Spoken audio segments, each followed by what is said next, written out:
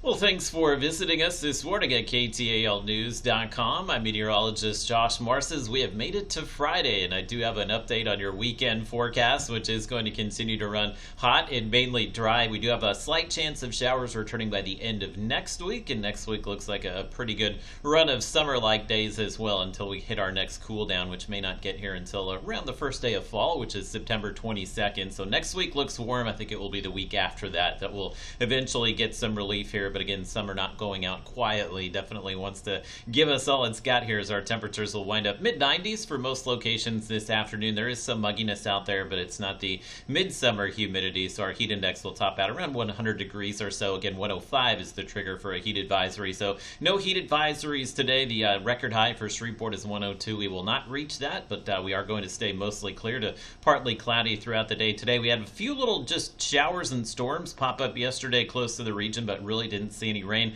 I left us dry today. I think this is mainly going to be a temperature forecast for the most part. So we'll have sunrise temperatures in the 60s and low 70s. So feeling okay this morning, but you can see we'll be pushing 90 by lunchtime today and then topping out in the mid 90s in areas like Shreveport this afternoon. Texarkana also in the mid 90s and low to mid 90s for most of East Texas. So if you were outside yesterday, this will feel exactly like it did on Thursday. And headed out to the football fields tonight, you can leave the jackets at home. Obviously, our temperatures here kicking off the games in the 80s and then dropping into the low 80s by the third and fourth quarter and likely to drive home as well. I doubt we'll see any rain out there. Let me give you a look at your Robbins Toyota Futurecast. It did highlight some stray and spotty showers yesterday. It's just kind of showing those partly cloudy conditions this afternoon, but it is showing maybe just a brief shower trying to pop up over there in deep East Texas. Really not even worth the mention today, which is why I left the forecast completely dry for us and will likely be dry through the weekend as well. Partly cloudy both Saturday and Sunday. We'll see those temperatures top out